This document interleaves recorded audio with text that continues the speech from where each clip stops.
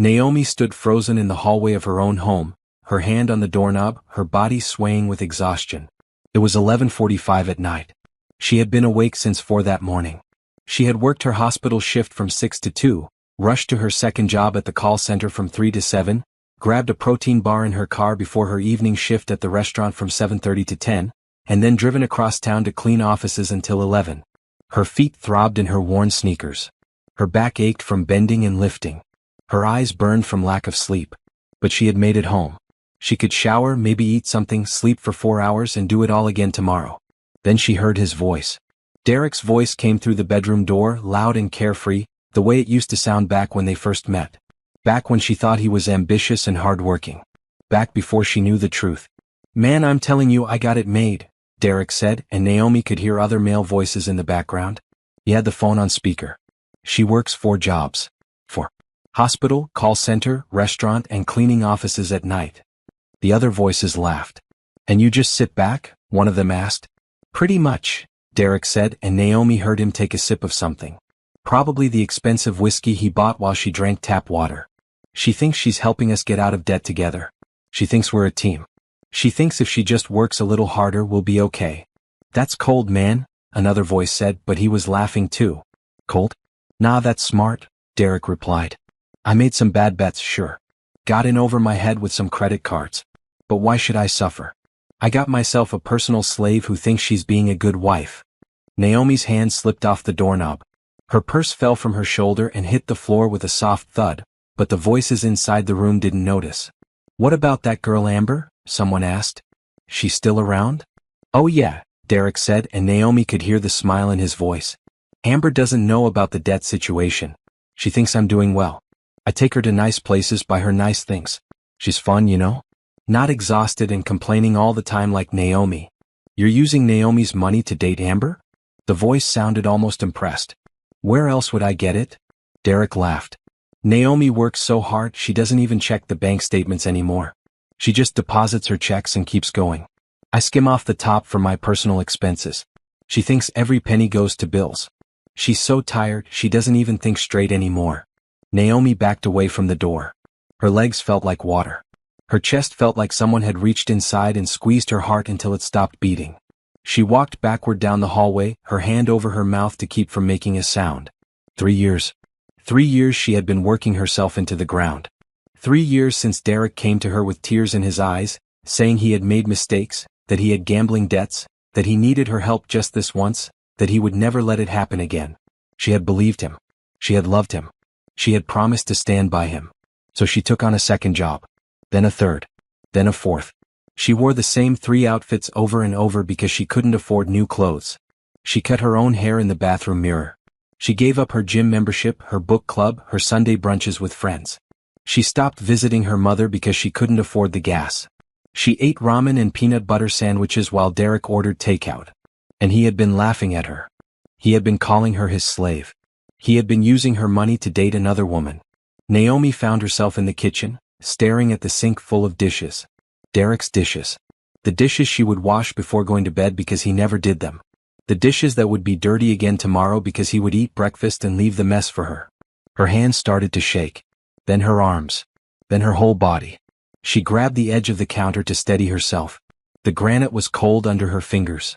She had picked this granite. When they bought this house 5 years ago, she had spent weeks choosing the perfect color. Charcoal gray with silver flecks. She had been so happy. She had thought they were building a life together. But Derek had been building a prison. And she had been too in love, too trusting, too exhausted to see the bars. Naomi looked around the kitchen. Everything in this house she had paid for. The mortgage, the utilities, the furniture, the food. Everything. Derek's debts ate every penny she made, and somehow there were always more debts. More bills. More emergencies. Except they weren't emergencies. They were Amber. Naomi's phone buzzed in her pocket. A text from the hospital asking if she could pick up an extra shift tomorrow. They were short-staffed. She had already worked 6 days this week. Her body was screaming for rest. But she had bills to pay. Derek's bills. No. The word formed in her mind like a crack of thunder. No. She wasn't going to do this anymore. She didn't know what she was going to do yet, but she knew with absolute certainty that she would never work another day to pay for Derek's lies. She would never let him use her again. She would never be his slave. Naomi picked up her purse from where it had fallen in the hallway. She walked back to the bedroom door. Inside, Derek was still talking, still laughing with his friends about something else now. Sports maybe. Or cars. She didn't care. She didn't open the door. Instead, she walked to the guest room, the room Derek had turned into his office. The room she never entered because he said he needed privacy for work. Except he didn't work. That was another lie. Naomi opened the door and turned on the light. The room was a mess. Clothes on the floor, empty beer bottles on the desk, papers scattered everywhere. She walked to the desk and started opening drawers. She didn't know what she was looking for, but she knew she would find something. In the third drawer, under a stack of old magazines, she found a credit card statement. Then another. Then another. The amounts made her sick. $15,000 on this one. $20,000 on that one. $8,000 on another. And the charges were recent. Jewelry stores. Hotels. Restaurants she had never been to. Ember. He was still spending money. Still going into debt. While she worked 4 jobs, he was making it worse. Naomi took photos of everything with her phone. Every statement, every receipt, every piece of evidence she could find. Her hands were steady now. Her mind was clear. The exhaustion had burned away, replaced by something cold and hard and focused. She had been asleep for 3 years. Now she was awake. And Derek was going to regret the day he ever called her his slave. Naomi turned off the light and closed the door behind her. She walked to the guest bathroom, the one Derek never used, and locked herself inside. She sat on the edge of the tub and opened her phone. She looked at the photos she had just taken. Then she opened her banking app. The joint checking account showed a balance of $800. Her paycheck from yesterday. Derek had already transferred $600 to his personal account. The one she didn't have access to. The one he said he needed for business. She looked at the account history. Transfers over and over. Her money going in, his transfers going out. Thousands and thousands of dollars. Years of her life, stolen one paycheck at a time. Naomi opened her email and started searching. She found the name of the divorce lawyer her friend Brenda had used 2 years ago. She wrote it down. Then she searched for financial advisors. Then for therapists. Then for moving companies. She was making a list. She was making a plan. And she was going to take her life back. In the bedroom, Derek was still laughing. But his laughter had an expiration date. And Naomi was going to make sure he knew exactly what it felt like to lose everything. Naomi didn't sleep that night. She lay in the guest room bed, staring at the ceiling, watching the shadows move as cars passed outside. Every hour, she heard Derek stumble to the bathroom, heard the flush, heard him get back into their bed. The bed she had been sleeping in for 8 years. The bed she would never sleep in again. At 4 in the morning, her alarm went off. Time to get ready for her hospital shift. Naomi sat up and looked at her phone. The email to the divorce lawyer sat in her drafts folder. She had written it at 2 in the morning, then deleted it, then written it again. She still hadn't sent it. Some part of her was afraid that if she sent it, everything would become real. But it already was real. Derek had made it real when he called her his slave. Naomi pressed send. Then she got dressed in her scrubs, put her hair in a ponytail, and walked quietly out of the house. Derek was snoring in the bedroom. He wouldn't wake up until noon. He never did. The drive to the hospital took 30 minutes. Naomi had made this drive so many times she could do it in her sleep. She had done it in her sleep, actually. Last month, she had dozed off at a red light and woke up to someone honking behind her. She parked in the employee lot and sat in her car for a moment. Through the windshield, she could see the hospital entrance, the automatic doors opening and closing as people went in and out. Sick people. Worried people. Tired people like her. Naomi worked as a medical billing specialist. She sat at a computer for 8 hours, processing insurance claims, talking to insurance companies, explaining to patients why their bills were so high. It wasn't the job she had dreamed of when she went to college.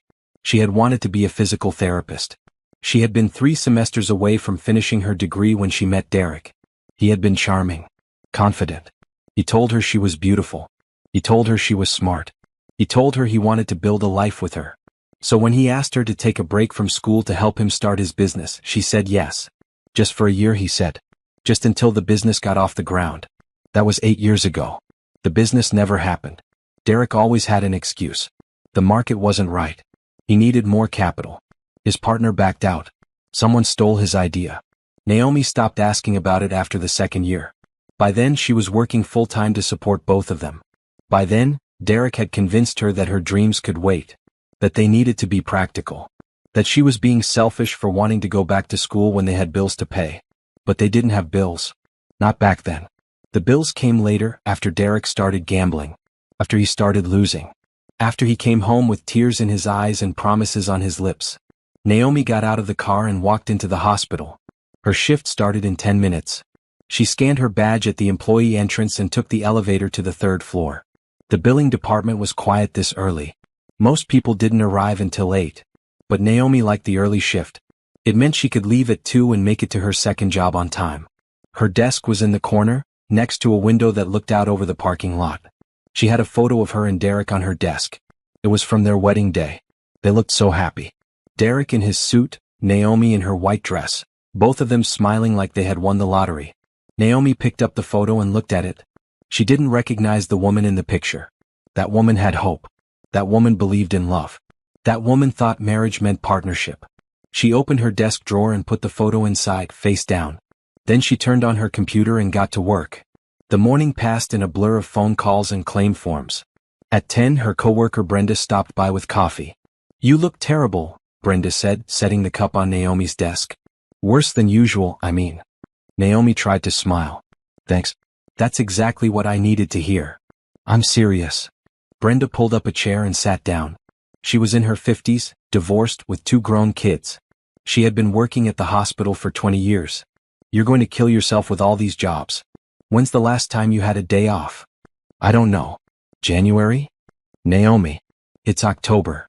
I know what month it is." Brenda leaned forward. "Honey, I'm going to say this because I care about you. That man isn't worth it. Whatever debt he got you into, it's not your responsibility to fix. He's my husband. He's a grown man who should be taking care of his own problems." Brenda paused. "Does he even work?" Naomi didn't answer. She couldn't answer. Because the truth was too humiliating. No, Derek didn't work. He hadn't worked in 3 years. He said he was looking for the right opportunity. He said he was too qualified for entry-level positions. He said he was networking.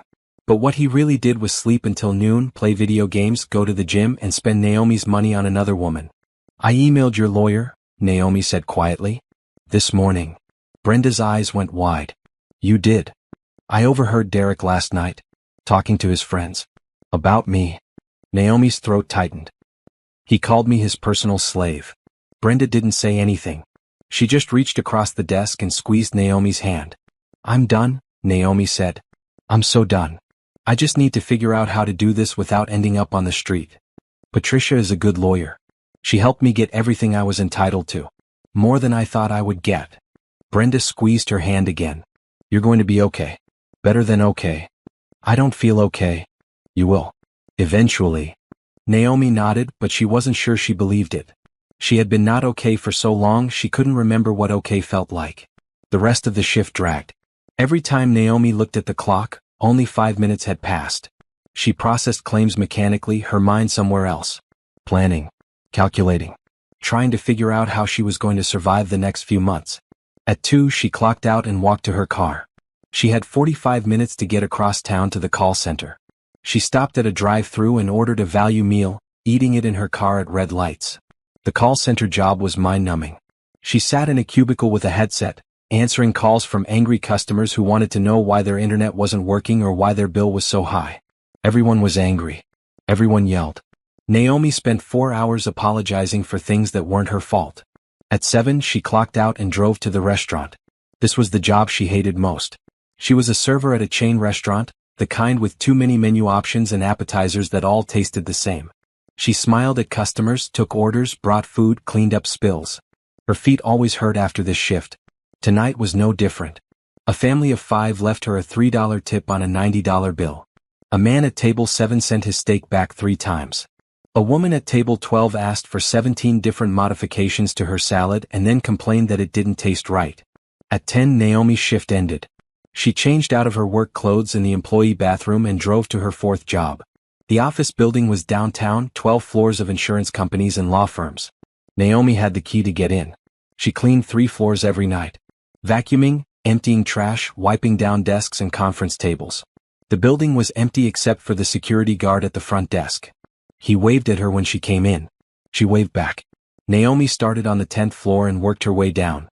She vacuumed in straight lines the way she always did. She emptied trash cans that were barely full. She wiped down desks where people left family photos and motivational posters. All these people had normal lives. They worked one job. They went home at 5. They had weekends. Naomi couldn't remember the last time she had a weekend. At 11:30 she finished and drove home. The house was dark except for the glow of the TV in the living room. Derek had fallen asleep on the couch. An empty pizza box sat on the coffee table. $30 pizza. Naomi had eaten a $4 value meal for lunch. She walked past him to the guest room. Her phone buzzed. An email from Patricia, the lawyer. I received your message. I have availability tomorrow at 9 if you can make it. We should talk as soon as possible. Naomi looked at her schedule. She was supposed to work the hospital shift from 6 to 2. But she had to do this. She had to start somewhere. She emailed back, I'll be there. Then she set her alarm for 5 and lay down on the guest room bed. She was still in her work clothes. She was too tired to change. In the living room, Derek snored. Naomi closed her eyes and thought about the woman in the wedding photo. The woman who had believed in happy endings. That woman was gone. But maybe, just maybe, a stronger woman was taking her place. Naomi woke up at 5 and called in sick to the hospital for the first time in 18 months. The guilt sat in her stomach like a rock, but she pushed it down. She had to do this. She had to put herself first for once. She showered quickly and quietly, then dressed in the only professional outfit she owned that still fit. A black blazer and pants that she had bought for a job interview years ago. She checked herself in the mirror. She looked tired. There were dark circles under her eyes that makeup couldn't hide. But she looked determined. Derek was still asleep when she left the house. Patricia's office was in a modern building near downtown. Naomi sat in the waiting room, her hands folded in her lap, trying not to think about all the things she should be doing instead. The hospital shift she had abandoned. The bills coming due. The debt that never seemed to shrink. Naomi? A woman in her 40s stepped into the waiting room. She had short gray hair and kind eyes. I'm Patricia. Come on back. Naomi followed her to a small office with a desk and 2 chairs. The walls were covered with diplomas and certificates. There was a photo of Patricia with 2 teenagers, both smiling. So, Patricia said, settling into her chair. Tell me what's going on. Naomi told her everything. The 4 jobs. The debt that Derek had created. The overheard conversation. The mistress. The money he had been stealing. Her voice shook at first but grew steadier as she talked. Patricia listened without interrupting. She took notes on a legal pad. When Naomi finished, Patricia set down her pen and looked at her directly. First thing, Patricia said. None of this is your fault.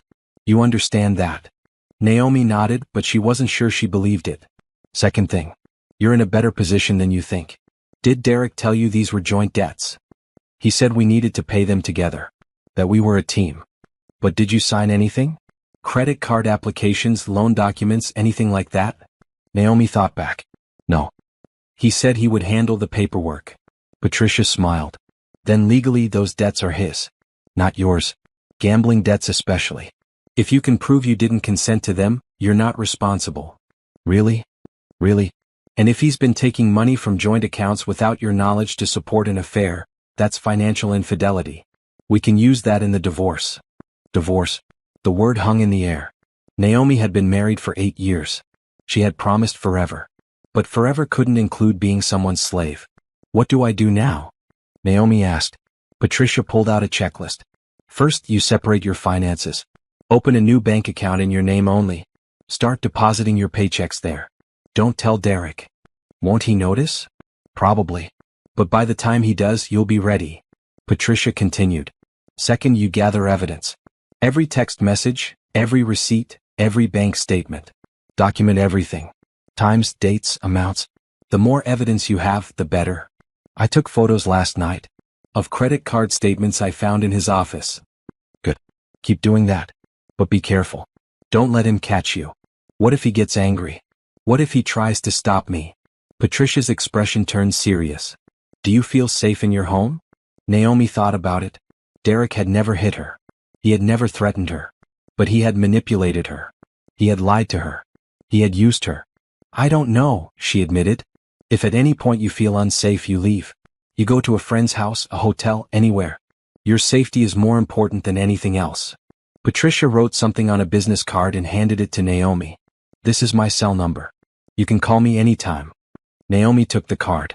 Her hand was shaking again. How long will this take? She asked. Depends on how cooperative Derek is. If he fights, it could take months. If he agrees to settle, could be faster. But Naomi, you need to prepare yourself. This is going to be hard. He's going to be angry. He's going to try to manipulate you. He might promise to change. He might cry. He might blame you. I know. Do you? Because from what you've told me, you've spent 3 years believing his lies. It's easy to fall back into old patterns when someone you love is hurting. I don't love him anymore, Naomi said, and realized it was true. I don't think I have for a long time. Patricia nodded. Then you're already halfway there. The meeting lasted an hour. When Naomi left, she had a plan. Step-by-step instructions on how to take her life back. It felt overwhelming, but it also felt possible. She sat in her car and opened her banking app. She found the nearest branch and drove there. 20 minutes later, she had a new checking account and savings account in her name only. She transferred the $800 from the joint account into her new account. It wasn't much, but it was a start. Then she drove to the call center for her afternoon shift. The day passed in a blur. Angry customers. Complicated problems. The same scripts over and over. But Naomi's mind was somewhere else. She was making lists. Things to do. Things to gather. Places she could stay if she needed to leave quickly. At 7 she went to the restaurant. The dinner rush was brutal. Every table was full. The kitchen was backed up. Orders were coming out wrong. Naomi ran back and forth, apologizing, fixing mistakes that weren't her fault, smiling even though her feet were screaming. At 10 she clocked out. She should have gone to the cleaning job, but she couldn't. Her body had hit its limit. She texted her supervisor that she had a family emergency and couldn't make it tonight. Then she drove home. Derek's car was in the driveway. The house was lit up. Naomi sat in her car for a long moment, gathering her courage. She had to go inside. She had to pretend everything was normal. She couldn't let Derek know that anything had changed. She put on her mask and walked through the front door. Derek was in the kitchen making himself a sandwich. He looked up when she came in. Hey babe, he said, smiling. You're home early. I got off early from the cleaning job, Naomi lied. They didn't need me tonight. Cool. You want a sandwich? She almost laughed. He was offering her a sandwich made with groceries she had bought with money she had earned. How generous. No thanks. I ate at the restaurant. Okay. He took a bite of his sandwich. Hey, I was thinking. Maybe this weekend we could do something. Like a date night. We haven't done that in a while. Because we can't afford it, Naomi thought. Because I'm working 7 days a week to pay your debts. Sure, she said. That sounds nice. Derek smiled. Great. I'll make reservations somewhere. My treat. Your treat. With my money. Naomi excused herself and went to the guest room. She sat on the bed and pulled out her phone. She opened her email and started writing. A message to her mother, explaining everything. A message to Brenda, thanking her for the lawyer referral. A message to the hospital, requesting to drop down to part-time hours. She was taking steps. Small steps. But steps nonetheless. At midnight, Derek knocked on the guest room door. You coming to bed? He asked. I'm really tired. I think I'll just sleep here. You've been sleeping in here a lot lately. The bed is better for my back, Naomi lied. All the physical work, you know? Oh, okay. He paused. Love you. The words felt like knives. How dare he say that to her? How dare he pretend? Love you too, she said because she had to. Because she wasn't ready yet. But soon. Soon she would be ready. And then Derek would learn what it meant to lose everything. 3 days later, Naomi was cleaning Derek's car. He had asked her to do it, said it was disgusting, said he would pay her $50. $50 from her own money, given back to her as payment for more work. But she said yes because she needed an excuse to search the car. It was Sunday afternoon. Derek was at the gym. He went every day, spending 2 hours working out, another hour in the steam room. Time he could have spent working. Time he could have spent helping her. Naomi started with the trunk. Fast food bags, empty water bottles, gym clothes that smelled like they hadn't been washed in weeks. She threw it all away and moved to the back seat. More trash. A receipt from a jewelry store dated 2 weeks ago. $450 for a bracelet. Naomi took a photo of the receipt and put it back where she found it. The front seat was worse. The center console was full of gum wrappers and parking stubs. The glove compartment had old insurance cards and a bottle of cologne. Expensive cologne. Naomi had never smelled it on Derek at home. She was about to close the glove compartment when she saw it. A phone. Not Derek's iPhone. This was an Android, an older model, tucked under the insurance papers. Naomi picked it up. The screen lit up. No password. Just a home screen with a few apps. She opened the messages.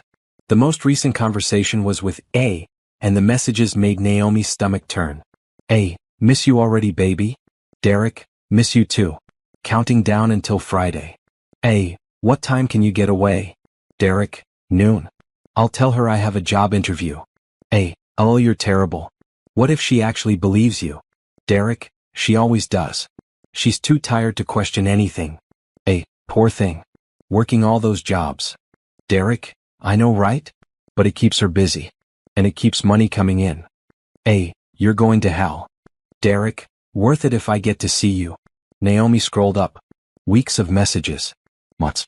They had been together for 2 years, just like the earlier texts indicated. They met at a bar. Derek told Amber he was an entrepreneur. He told her he was successful. He told her he was separated from his wife. All lies. But Amber believed them. Naomi kept scrolling. She found photos. Derek and Amber at restaurants. Derek and Amber at the beach. Derek and Amber in hotel rooms. In some photos, Amber was wearing jewelry. Expensive jewelry. The same jewelry from the receipts Naomi had found. Amber was young. Mid-20s maybe. She had long red hair and a bright smile. She looked happy. She looked like someone who thought her life was going exactly the way it should. She had no idea she was dating a liar who funded their relationship with his wife's money. Naomi took photos of everything. Every message. Every photo. Every piece of evidence. Then she put the phone back exactly where she found it and continued cleaning the car. Her hands were shaking. Her chest felt tight. But she kept working. She vacuumed the seats. She wiped down the dashboard. She cleaned the windows. By the time Derek got home from the gym, the car looked brand new. Wow, he said, walking around it. This looks amazing. Thanks, babe. No problem, Naomi said. He pulled out his wallet and handed her 2 20s and a 10. Here. For all your hard work. Naomi took the money. Her money. Given back to her like a tip. Thanks, she said. Derek went inside to shower. Naomi sat in her own car and looked at the photos on her phone. Message after message of Derek and Amber planning their future.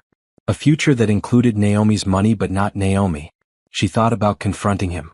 Walking into the house and throwing the phone at him. Screaming. Demanding answers. But that wasn't the plan. Patricia had been clear. Gather evidence. Separate finances. Make a strategy.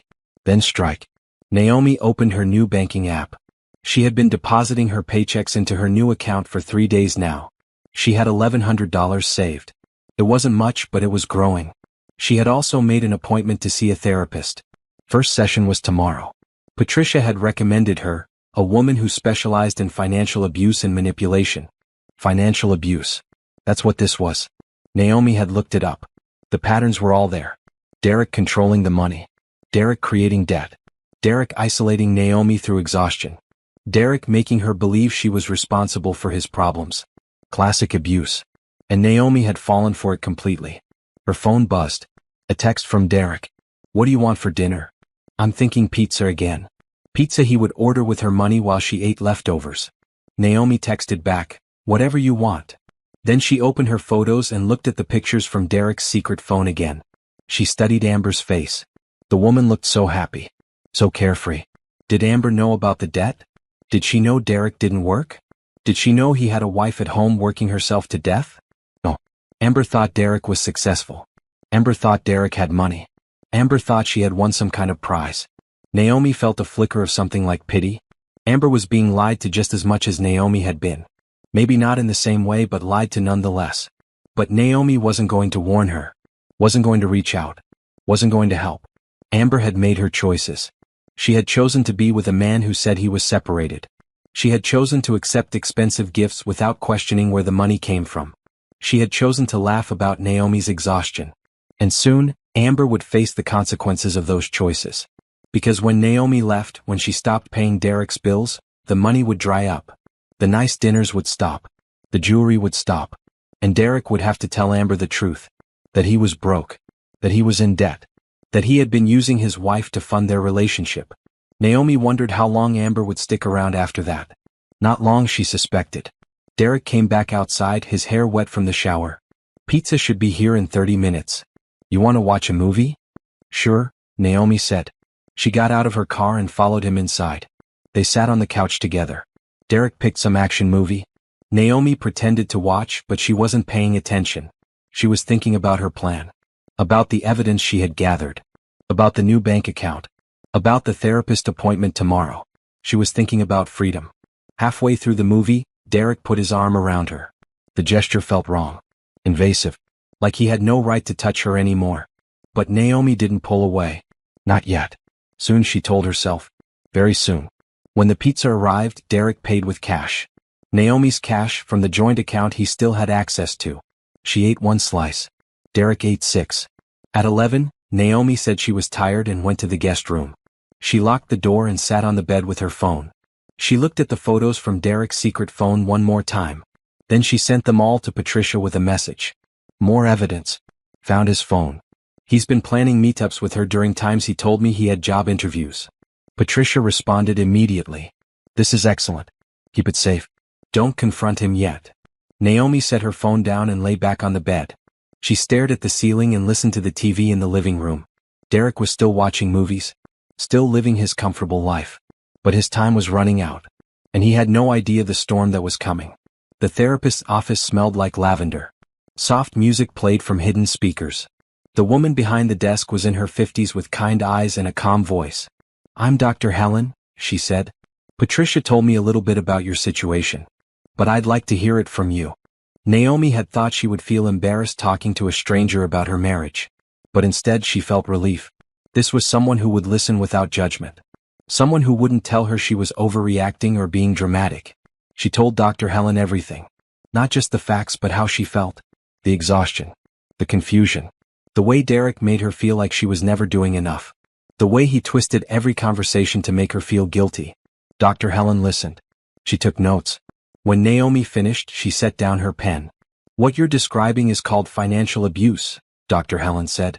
It's a form of control where one partner uses money to manipulate and dominate the other. Often, the victim doesn't realize what's happening because it develops slowly over time. That's exactly what happened, Naomi said. At first it was just helping him with one debt. Then another. Then it became normal for me to work and him not to. And he isolated you through exhaustion. When you're working 4 jobs, you don't have time to think clearly. You don't have time to question what's happening. You're too tired to see the manipulation. Naomi felt tears building. I feel so stupid. How did I let this happen? You're not stupid. You're human. You loved him. You trusted him. Those aren't weaknesses. But Derek exploited those qualities. That's on him, not you. The session lasted an hour. When it ended, Naomi felt lighter. Dr. Helen gave her homework. Write down every time Derek made her feel guilty or responsible for his problems. Document the patterns. Naomi drove straight from the therapist's office to the hospital for her shift. She was down to part-time now, 3 days a week instead of 6. The hospital had been understanding. Her supervisor said she looked like she needed a break. Brenda caught her at lunch.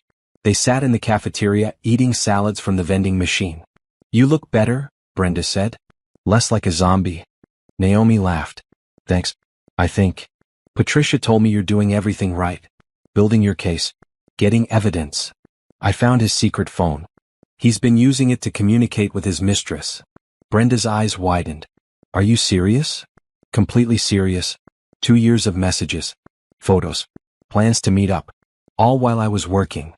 That man deserves everything that's coming to him. I just want to be free, Naomi said. I don't care about revenge. I just want my life back. But that wasn't entirely true. She did want Derek to face consequences. She wanted him to understand what he had done. She wanted him to feel even a fraction of the pain she had felt. That evening, Naomi skipped her restaurant shift. She had quit that job yesterday. Now she was down to 2 jobs. Part-time at the hospital and part-time at the call center. She still did the cleaning job 2 nights a week for extra money. With her free time, she went to the public library. She had borrowed a laptop from work and set herself up in a quiet corner. Then she got to work. She created a spreadsheet. Column 1, Derek's debts. She listed every credit card, every loan, every bill she had been paying.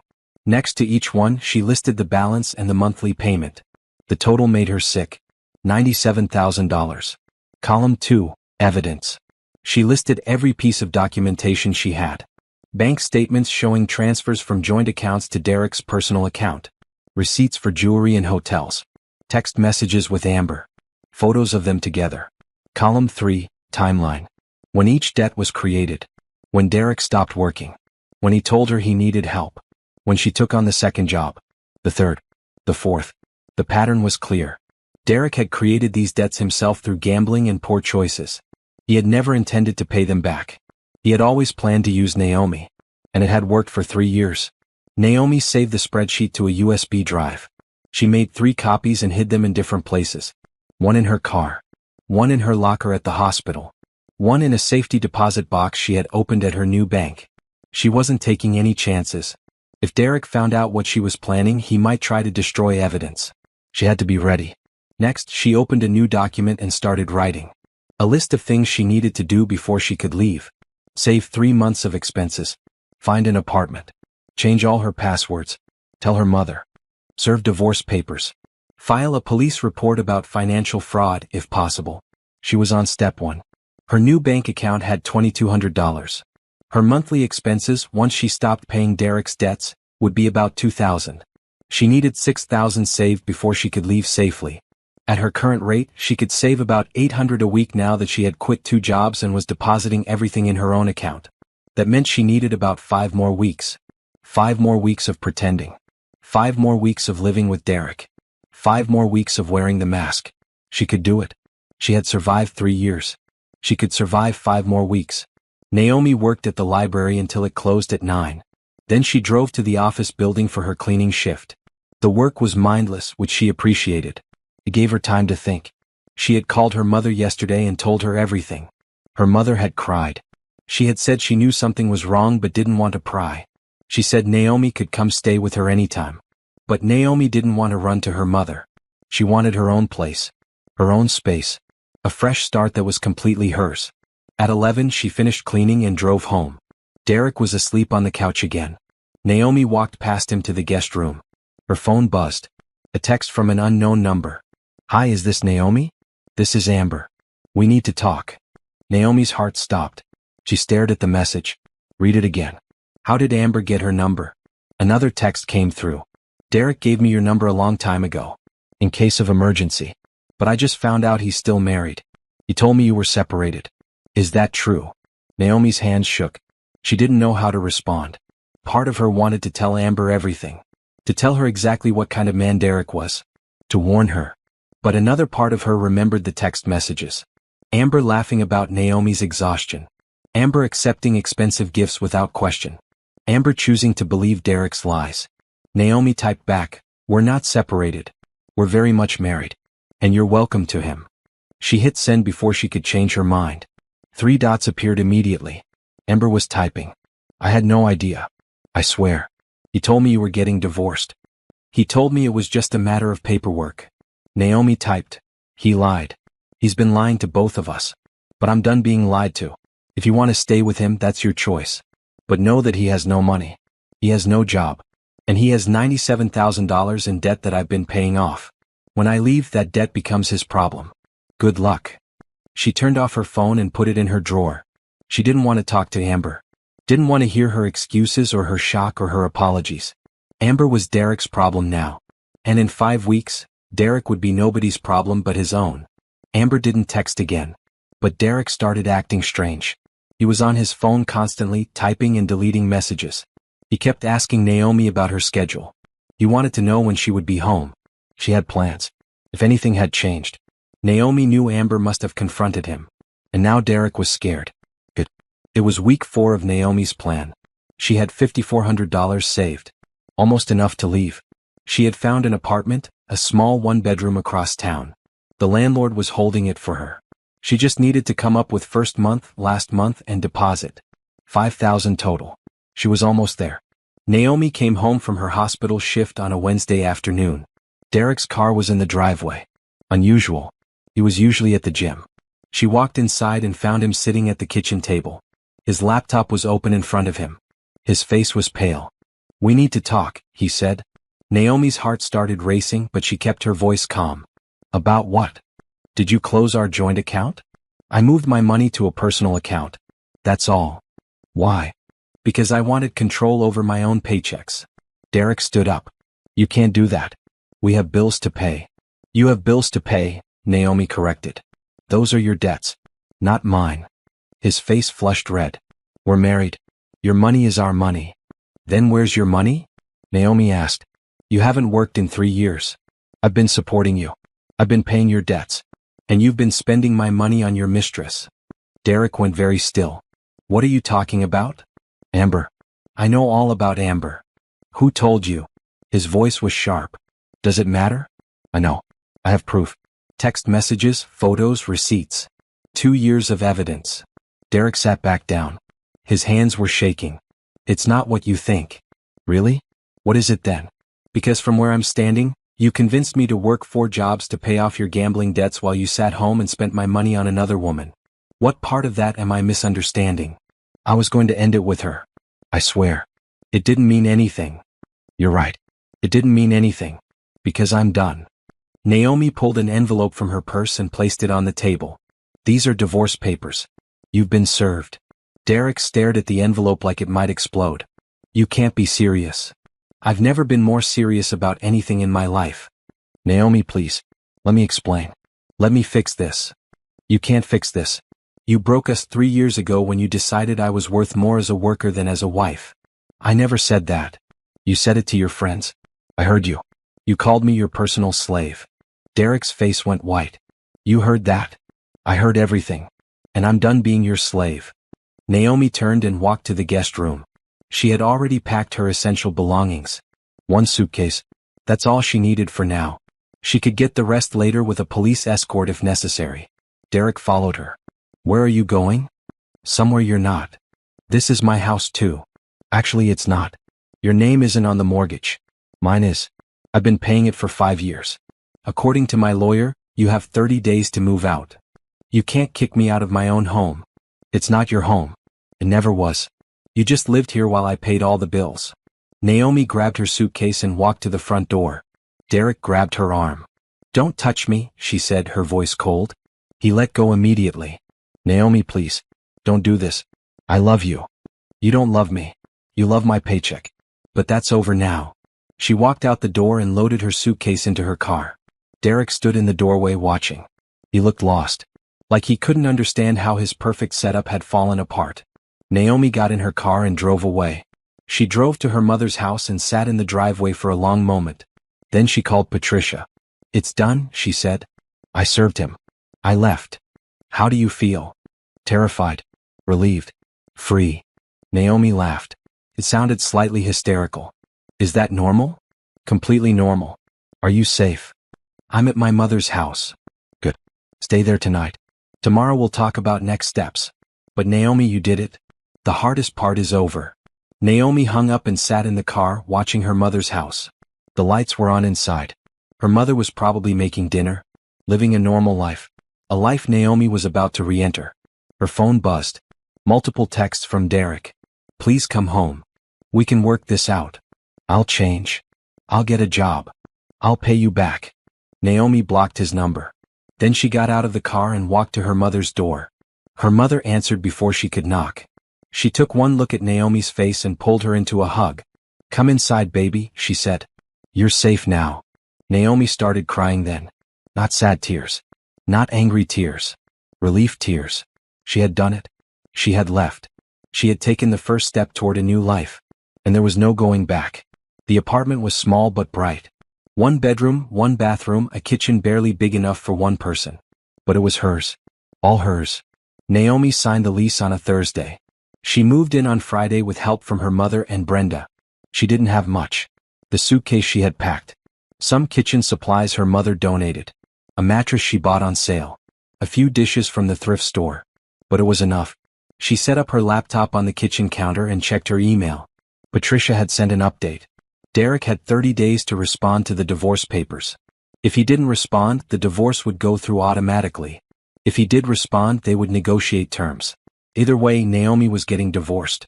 There was another email from the hospital. They wanted to know if she was interested in going full-time again. One of the managers had been impressed with her work. They were offering her a position in administration. Better pay. Normal hours. Benefits. Naomi stared at the email. A real job. A career. Something she had given up on 3 years ago when Derek convinced her they needed to focus on his dreams instead of hers. She replied, yes. I'm very interested. When can we discuss details? Then she opened her banking app. $5,800. She had spent $3,000 on the apartment. That left $2,800. Enough for a couple months of expenses if she was careful. But she wasn't scared. For the first time in 3 years she could see a path forward. Her phone rang. A known number. She answered cautiously. Hello? Is this Naomi Fletcher? A man's voice. Yes. This is calling from First National Bank. I'm trying to reach Derek Fletcher regarding his account. The number we have on file isn't working. Do you have a way to reach him? Derek and I are separated. I don't have his current number. Oh, I see. Well, his account is severely overdrawn. We need to discuss payment options. That's his account. Not mine. But you're his wife. Aren't you responsible for his debts? No. We're getting divorced. And those debts were incurred without my knowledge or consent. You'll need to work out payment with Derek directly. She hung up before the man could respond. Over the next week there were more calls. Credit card companies. Loan officers. Collection agencies. All looking for Derek. All trying to find someone to pay his debts. Naomi blocked every number. She also received an email from Amber. She almost deleted it without reading, but curiosity got the better of her. I'm sorry. I didn't know the truth about Derek. I broke up with him when I found out he lied about everything. He's been calling me nonstop, asking for money. I thought you should know he's desperate. Be careful. Naomi didn't respond. But she forwarded the email to Patricia with a note. More evidence of his character. 2 weeks after Naomi left, Derek showed up at her apartment. She was making dinner when she heard the knock. She looked through the peephole and saw him standing there. He looked terrible. Unshaven, wearing clothes that hadn't been washed, dark circles under his eyes. She opened the door but left the chain on. What do you want? We need to talk, Derek said. We have nothing to talk about. Everything goes through my lawyer now.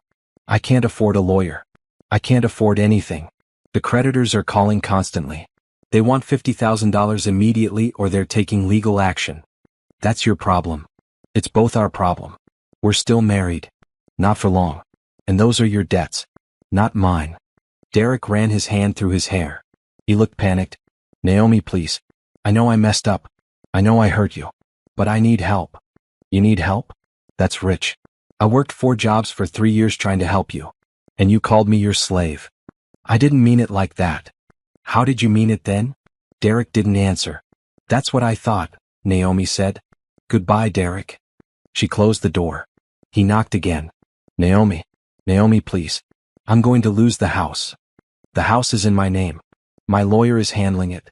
You have 2 weeks to move out or you'll be evicted. Where am I supposed to go? I don't know. Figure it out. You're good at making other people solve your problems. Time to solve your own. She walked away from the door. Derek kept knocking for 10 more minutes. Then he finally left. Naomi sat on her mattress and realized she was shaking. Not from fear. From anger. How dare he show up here? How dare he ask for her help after everything? But she also felt proud. She had held her ground. She hadn't let him manipulate her. She hadn't fallen for his sob story. She was done being his solution.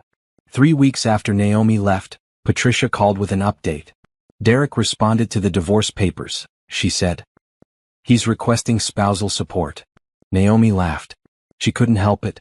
Are you serious? Completely serious. He's claiming that he gave up his career to support your career. He says you owe him support while he gets back on his feet. That's insane. I have documentation proving the opposite. I know. And we'll fight it. But it tells me he's desperate. His debts are crushing him and he's looking for any way to get money. Will he get support? Not a chance. Not with the evidence we have. But it might delay the divorce a bit while we sort through his claims. How long? A few months maybe. But Naomi, the end result won't change. You're getting divorced. You're getting the house. And you're not responsible for his debts. After she hung up, Naomi sat in her apartment and thought about Derek. She wondered where he was living. If he had found a job. If Amber had taken him back. She wondered if he understood yet what he had lost. Probably not. Men like Derek never did. But that didn't matter anymore. Derek was his own problem now. And Naomi had better things to think about. Like her interview tomorrow for the full-time position at the hospital. Like the online course she had enrolled in to finish her physical therapy degree. Like the life she was building. Slowly. Carefully. Just for herself. 6 months after leaving Derek, Naomi barely recognized her own life. She woke up at 7 instead of 4. She made coffee in her small kitchen and drank it slowly, sitting on her single chair and looking out the window. The view wasn't much. Just the parking lot and another apartment building. But it was peaceful. She worked one job now. The full-time position at the hospital in administration. 8 to 5 Monday through Friday. She had weekends. Actual weekends where she didn't work. It felt strange at first. Almost wrong. After 3 years of constant work, her body didn't know how to rest. She would wake up on Saturday morning with anxiety, feeling like she should be somewhere, doing something, earning money. But slowly she was learning to relax. She was also learning who she was without Derek. That was harder than she expected. For 8 years she had defined herself in relation to him. Derek's wife. Derek's supporter. Derek's solution to every problem. Now she was just Naomi. And she had to figure out what that meant. Therapy help. She saw Dr. Helen twice a month now. They talked about boundaries. About self-worth. About recognizing manipulation. About rebuilding trust in herself and others. "You're doing remarkably well," Dr. Helen said during their last session. "Most people take years to recover from financial abuse. You're thriving after just 6 months." "I don't always feel like I'm thriving," Naomi admitted. "Sometimes I feel angry. Like I wasted 3 years of my life." "You didn't waste them. You learned from them. You know now what you won't accept. You know your own strength. Those are valuable lessons." Naomi nodded, but the anger was still there sometimes. Late at night, when she was alone, she would think about everything Derek had taken from her. Time. Money. Dreams. But then she would think about what she had gained. Freedom. Independence. Herself. And the anger would fade a little. The divorce was finalized in March. Derek had tried to fight it, but his arguments fell apart under scrutiny. Patricia had presented the evidence. Bank statements, text messages, testimony from Brenda and Naomi's mother. The judge ruled quickly. Divorce granted. No spousal support for Derek. The house went to Naomi. Derek's debts remained his alone. Naomi sold the house 2 weeks later. She didn't want it. Too many memories. Too many reminders of who she used to be. She made a profit of $40,000 after paying off her small remaining debts. She put half in savings. Used the other half to pay for her online courses and buy a reliable car. The old car, the one that had driven her to 4 jobs every day, she donated. She didn't want it either. Everything from her old life she was leaving behind. In April, Naomi enrolled in a full physical therapy program at the community college. Evening classes twice a week. She could work during the day and study at night. It would take 3 years to finish. But she had time now. She had energy now. She could do this. Her mother came to visit one Sunday and brought lunch. They ate on Naomi's small couch, the TV playing in the background. "You look happy," her mother said. "I am. Most days. I'm proud of you. I know I should have said something years ago. When I saw how tired you were. How thin you were getting. But I didn't want to interfere in your marriage." "It's okay, Mom. I wouldn't have listened anyway. I had to figure it out myself. Still, I'm your mother. I should have done more." Naomi squeezed her hand. "You're doing more now. That's what matters." In May, Brenda invited Naomi to a cookout at her house. "My son is bringing some friends. One of them is single. Nice guy. Accountant." Naomi almost said no. She wasn't ready to date. Wasn't ready to trust someone new. But then she thought about Dr. Helen's words, healing doesn't mean hiding. It means learning to live again. So she went to the cookout. Brenda's son's friend was named Isaiah. He was tall with an easy smile. He worked as an accountant at a nonprofit. He asked Naomi about her job, her studies, her interests. He listened when she talked. Really listened. "So what do you do for fun?" he asked. Naomi realized she didn't know. She had spent so many years working she had forgotten what fun was. "I'm still figuring that out," she admitted. Isaiah smiled. "That's fair. Tell you what. There's a food festival downtown next Saturday. Want to go? We can try new things and see what you like." Naomi hesitated. Then she thought about Derek. About how he never asked what she wanted to do. How he made all the decisions. Isaiah was offering her a choice. Not deciding for her. Asking. "Sure," she said. "That sounds nice." The food festival was fun. They tried Thai food, Mexican food, soul food, Greek food. They walked around talking about everything and nothing. Isaiah told her about his family, his job, his dream of traveling to Japan someday. He asked Naomi about her dreams. I want to be a physical therapist, she said. I want to help people recover from injuries, build strength, get back to their lives. That's beautiful, Isaiah said. Why physical therapy? Because I know what it's like to be broken, Naomi said. And I know what it takes to heal. I want to help other people find that strength. Isaiah looked at her with something like admiration. I think you're going to be amazing at it. They went on a second date. Then a third. Then it became a regular thing. Dinner on Wednesdays. Movies on Saturdays. Long phone calls on Sunday afternoons. Isaiah never pushed. Never assumed. He always asked, what did she want to eat? What movie did she want to see? How was she feeling? He respected her boundaries. When she said she needed space, he gave it. When she said she wasn't ready for something, he understood. I'm divorced, she told him on their 5th date. Recently. It was bad. I'm still working through a lot. Thank you for telling me, Isaiah said. We can go as slow as you need. No pressure. And he meant it. For the first time in years, Naomi felt seen. Not as a solution to someone's problems. Not as a paycheck. Not as a means to an end. Just as herself. By summer, Naomi had a routine. Work, classes, study time. Dinner with her mother on Sundays. Date nights with Isaiah on Wednesdays and Saturdays. Therapy on Thursday afternoons. It was a full life. But it was her life. She ran into Derek once at a coffee shop in September. He was working there. Behind the counter. Taking orders. He looked up when she came in and froze. Naomi almost left. But then she thought, why should she? She had every right to be here. She walked up to the counter. Hi Derek, she said calmly. Hi. His voice was quiet. What can I get you? Medium vanilla latte, please. He nodded and wrote her name on the cup with shaking hands. While he made her drink, Naomi looked around. The coffee shop was small but clean. Derek looked exhausted. Older. Thinner. He handed her the latte. That's $4.50, he said. She paid with her card. Their fingers didn't touch. How are you? Derek asked, even though he clearly didn't want to know the answer. I'm good. Really good. I'm in school. Studying to be a physical therapist. That's great. I'm happy for you. He didn't sound happy. He sounded hollow. How are you? She asked, though she wasn't sure why. Getting by. I'm working here and doing some freelance work on the side. Trying to pay down the debt. Good luck with that. Derek nodded. Naomi, I want to say. Don't, she interrupted. Whatever you're going to say, don't. It's in the past. Let's leave it there. She picked up her latte and walked out. Her hands were steady. Her heart was calm. She felt nothing but pity for him. And that's when she knew she had truly moved on. 1 year after leaving Derek, Naomi celebrated her birthday in a way she never had before. She took the whole day off work. She slept in until 9. She made pancakes and ate them slowly while watching her favorite show. She went to get her nails done. Then she met her mother and Brenda for lunch at a nice restaurant. No rushing. No squeezing things between shifts. No exhaustion. Just a normal, relaxing day.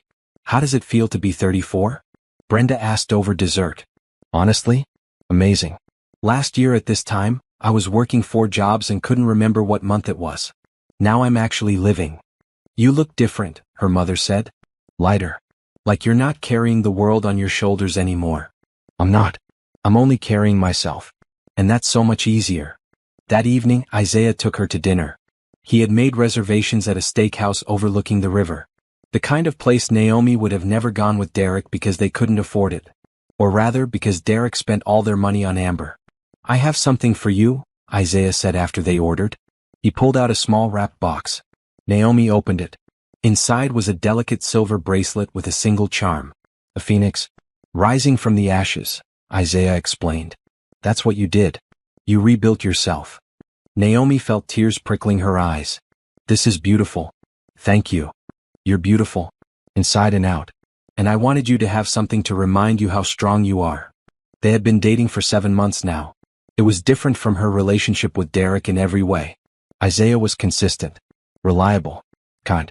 He supported her dreams instead of dismissing them. He encouraged her instead of diminishing her.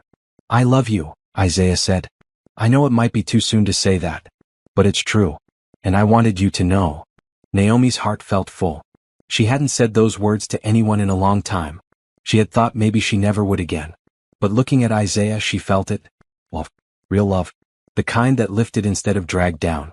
I love you too, she said. In November, Naomi completed her first year of classes. All A's. Her professors praised her dedication and insight. One of them suggested she consider specializing in trauma recovery. Patients who needed physical therapy after accidents or violence.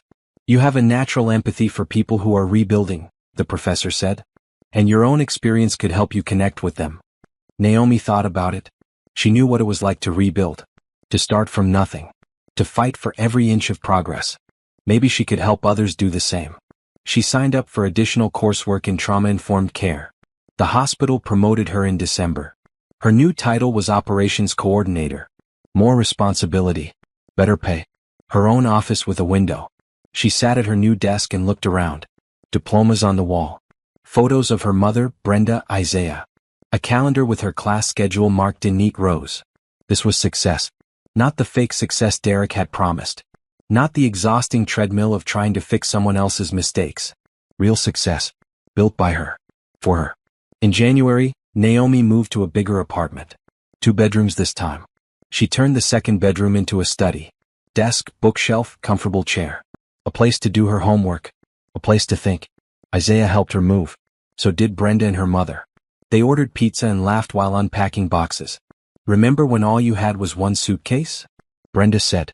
And a mattress on the floor, Naomi added. I've come a long way. You've come exactly as far as you needed to, her mother said. That night, after everyone left, Naomi stood in her new apartment and looked around. It wasn't fancy. It wasn't big. But it was hers. Every piece of furniture she had chosen. Every decoration she had placed. Every bill she paid with money she earned at a job she liked. No one was stealing from her. No one was using her. No one was calling her a slave. She was free. And freedom was worth more than anything. In February, Naomi ran into Amber at the grocery store. She recognized her immediately from the photos. Red hair, though shorter now. She looked tired. Worn down. Amber saw Naomi and froze. Hi, Amber said quietly. Naomi nodded. Hi.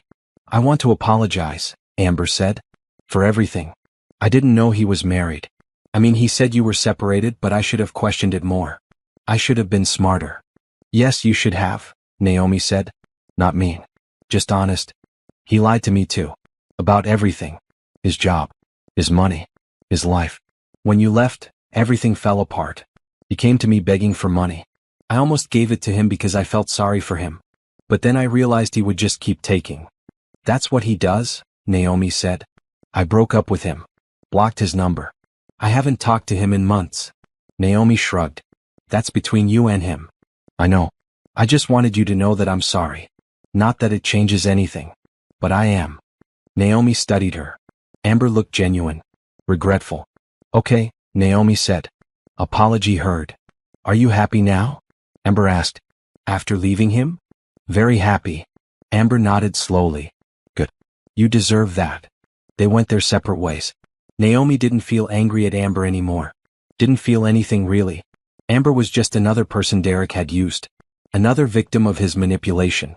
The difference was Naomi had escaped. And now she was thriving. 2 years after leaving Derek, Naomi got her physical therapy license. She walked across the stage at graduation, accepted her diploma, and looked out at the audience. Her mother was crying.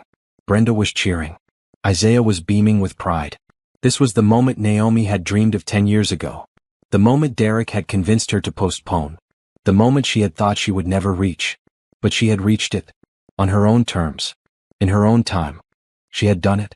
After graduation, there was a party at her mother's house. Friends from the hospital, classmates, people who had supported her journey. They ate cake and took photos and talked about the future. What's next? Someone asked.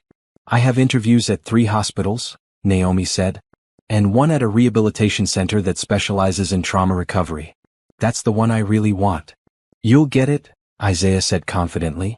You're the best candidate they'll interview. He was right. 2 weeks later, Naomi accepted a position at Phoenix Rehabilitation Center. The name felt like fate. Phoenix, rising from the ashes. Her first day she met her patients. People recovering from car accidents. From falls. From violence. People who had been broken and were learning to be whole again. She understood them completely. Physical therapy isn't just about healing your body, she told them. It's about rebuilding your strength, your confidence, your belief that you can do hard things. Because you can. I know you can. She was good at her job. Her patients responded to her. They trusted her. They worked hard because she made them believe in themselves. In May, Naomi bought a house. A small 3-bedroom in a quiet neighborhood. It had a yard and a porch and bright windows that let in lots of light. She stood in the empty living room and remembered the house she had shared with Derek. How she had paid every bill while he lived free. How she had sacrificed everything to keep them afloat. This house was different. This house was hers alone. Bought with money she earned. Paid for with her own credit. No one could take it from her. No one could claim they were entitled to it. Isaiah helped her pick out furniture. They spent weekends at antique stores and thrift shops, finding pieces with character. A dining table. A couch. Bookshelves for all the books she was finally reading again. "Move in with me," Naomi said one Sunday while they were painting the bedroom. Isaiah paused, paintbrush in hand. "Are you sure?" "I'm sure. I love you. I trust you. And I want to build a life with you. What about taking things slow? It's been 2 years. That's slow enough." Naomi smiled. "Besides, you're already here every weekend anyway. Might as well make it official." Isaiah set down the paintbrush and kissed her. "Yes. Absolutely yes." He moved in 2 weeks later. Unlike Derek, he brought his own furniture. His own dishes. His own money. He paid half the mortgage. Half the utilities. Half the groceries. He was a partner. A real partner. Not someone Naomi had to carry. In July, Naomi was promoted to senior physical therapist. She was asked to mentor new graduates. To train them. To pass on what she had learned. "You have a special gift," her supervisor said. "Patients respond to you. They push themselves harder with you than with anyone else. We need more therapists like you." Naomi thought about Derek. About how he had made her feel worthless. About how he had told his friends she was his slave. If he could see her now, what would he think? Not that it mattered. His opinion didn't matter anymore. In August, Naomi ran into Derek for the last time. She was at the mall with her mother, shopping for furniture for her home office. They were passing the food court when she saw him. He was sitting alone at a table eating cheap fast food, staring at his phone. He looked up and their eyes met. Naomi saw him hesitate. Saw him debate whether to approach. Then he stood up and walked over. "Naomi," he said. "Hi. Hi, Derek. You look great. Really great. Thank you. I heard you bought a house. And that you're a physical therapist now." "Yes, I am." He nodded. "That's amazing. I'm happy for you. What about you?" Naomi asked, though she didn't really care. "I'm managing. Finally got a full-time job. Office work. Is boring, but it pays the bills. Still paying off the debt. Probably will be for the next 10 years. "I'm sorry to hear that." Derek laughed bitterly. "No, you're not. You're right. I'm not." He looked at her for a long moment. "I was horrible to you. I know that. I used you. I lied to you. I took advantage of your love. And I'm sorry. I know it doesn't change anything. But I am sorry." Naomi considered his words. 2 years ago she would have wanted this apology. Would have needed it. Now it felt empty. Too late. Meaningless. "Okay," she said. "I accept your apology. Do you forgive me?" Naomi thought about that. Did she forgive him? Could she? "I don't know," she said honestly. "But I don't think about you anymore. I don't wonder what you're doing. I don't care if you're happy or sad or struggling. You're just not part of my life anymore." Derek flinched like she had slapped him. "I think that's worse than hate," he said quietly. "Maybe. But it's the truth. I guess I deserve that." "You do." Derek nodded. "For what it's worth, I'm glad you're happy. You deserve to be happy. You always did." "Yes, I did. I just wish I had realized it sooner." Naomi walked away then. She didn't look back. Her mother caught up with her. "Are you okay?" "I'm perfect," Naomi said. And she meant it. That evening she and Isaiah sat on their porch watching the sunset. The sky was pink and orange and purple. Beautiful. "I saw Derek today," Naomi said. "How did that go?" "It was fine. Anticlimactic, actually. He apologized. I accepted. We both moved on." "Do you feel closure?" Naomi thought about it. "I don't need closure from him. I already have closure. I have my life, my career, my home. That's all the closure I need." Isaiah squeezed her hand. Have I told you lately that you're amazing? You have. But I don't mind hearing it again. You're amazing. You're strong. You're brilliant. And I'm lucky to be with you. Naomi smiled. I'm lucky too. In October, Naomi celebrated her 36th birthday. They threw a party in her backyard. Friends, family, co-workers. Everyone she cared about. Brenda brought champagne. A toast, she said, raising her glass. To Naomi, who went from working 4 jobs and living in hell to being the most successful person I know. You did that. And we're all so proud. Everyone cheered. Naomi looked around at the faces. People who loved her. People who supported her. People who had watched her transformation and cheered her on. 2 years ago she had been broken. Exhausted. Lost. Now she was whole. Thank you, she said. All of you. For believing in me. For standing by me. For reminding me that I was worth more than I thought I was. Her mother wiped tears from her eyes. You were always worth everything, baby. You just needed to see it yourself. That night, after everyone left, Naomi sat on her porch with Isaiah. They didn't talk. They just sat together, comfortable in the silence. Naomi thought about the woman she had been. The woman who worked 4 jobs. The woman who believed she was responsible for her husband's mistakes. The woman who overheard him call her his slave. That woman was gone. In her place was someone stronger. Someone who knew her worth. Someone who wouldn't accept anything less than she deserved. Naomi had wanted revenge once. Had wanted Derek to suffer the way she had suffered. But now she realized this was better than revenge. This was victory. Not over Derek. Over the life that had tried to break her. She had survived. She had rebuilt. She had thrived. And that was the greatest victory of all.